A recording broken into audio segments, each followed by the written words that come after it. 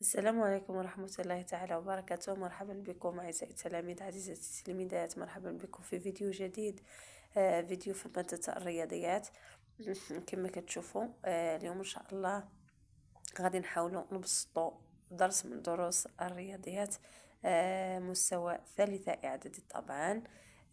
كتاب كما كتشوفوا لينيفير. غادي نحاول نبسط معكم ان شاء الله عاود هذا الدرس هذا اللي هو تخي غونوميتري. هذا هو بالعربية الحساب المثلثي. غادي نحاول نشرح لكم بصفة عامة هذا الدرس هذا ديال الحساب المثلثي.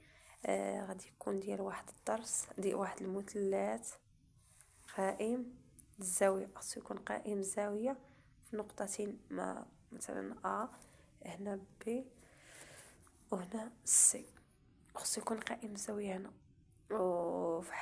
كيف ديما قائم الزاوية هي 90 درجة باش تعرفوها.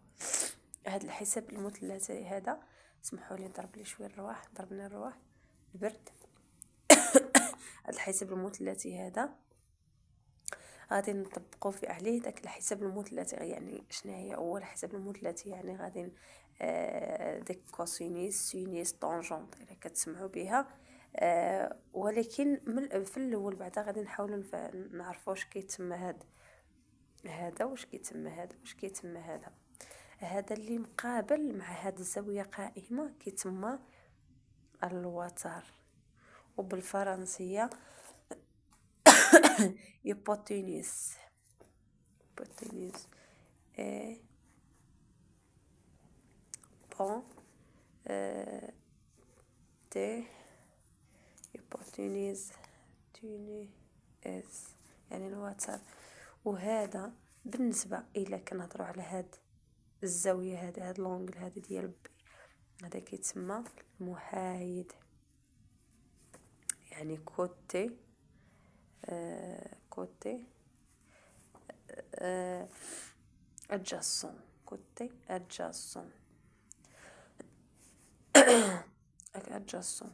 وهذه بطبيعة الحال حنا باقيين كنهضروا غير على هاد لونغل هذه اللي هي بي. كنشوفوا حنا اش من هذا هضرنا عليه، هضرنا على هاد الزاويه بي، يعني هذا هو المحايد حيت هذا كيقيس هاد الزاويه هذه. وهذا كوتي اوبوزي، كوتي اوبوزي يعني مقابل. وبطبيعه الحال العكس عاود، بالنسبه لي كنهضروا على هاد الزاويه هذه السي، هذا كيتسمى المحايد اللي هو adjacent، وهذا غادي يتسمى المقابل اللي هو opposite. اليوم ان شاء الله غادي نحاولوا نبسطوا شويه هاد المعلومات هذا باش يجيكم سهل، حيت شحال من واحد كيسمع الحساب المثلثي كيتخلع، ولكن ما تخلعوش، هذا راه هذا الدرس هذا راه ساهل. اولا غادي نحاسبوا الكوسينيس مثلا ديال هاد بي، يعني غادي نسميوها ا بي سي، ا بي سي مثلا هذه بي، يعني هاد لا ريت الوسطاني هو اللي كيتحسب الزاويه ديالو.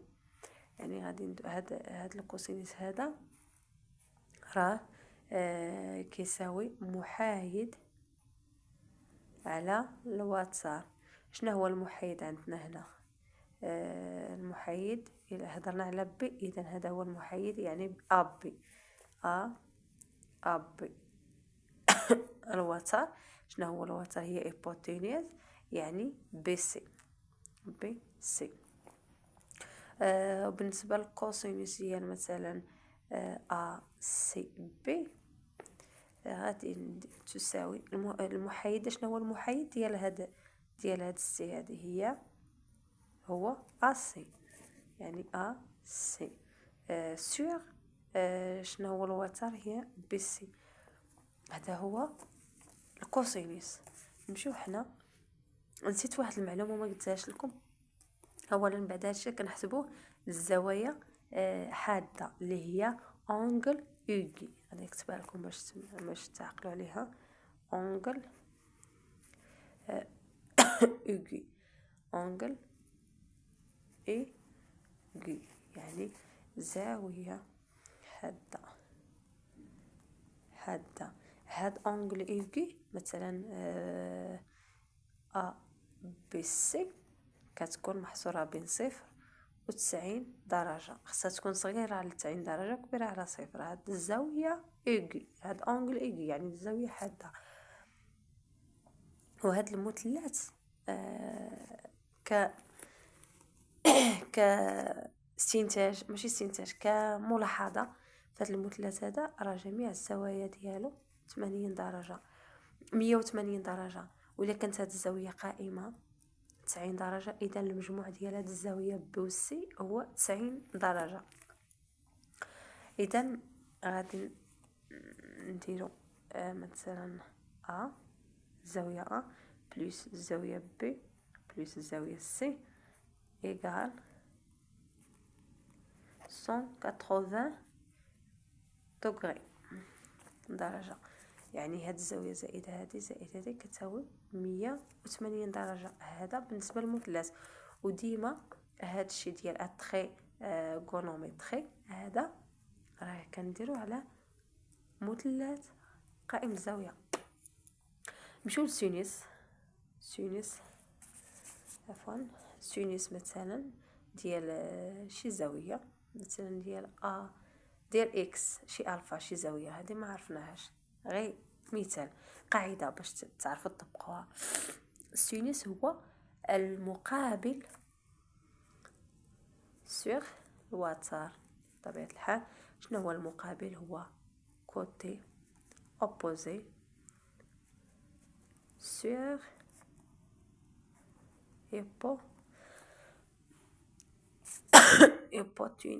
hypoténuse. وباش نطبقوا هذه على هذا المثلث هذا غادي نديرو مثلا السينوس ديال ا بي سي بي. شنو هو كوتي اوبوزي؟ شنو هو المقابل ديال هذا بي؟ يعني ا سي ايكال ا سي سور الوتر كما كتشوفوا هو بي سي. وعاودوا الى بغينا نحسبوا السينوس ديال ا سي بي غادي ندير تساوي سي يعني ا بي سور بي سي. صافي، نتمنى تكونوا فهمتوا هذا. نمشيو عاود للطونجونت. ديال واحد الفا هو المحايد على المقابل. المحايد على المقابل بالفرنسية يعني adjacent côté adjacent sur côté opposé.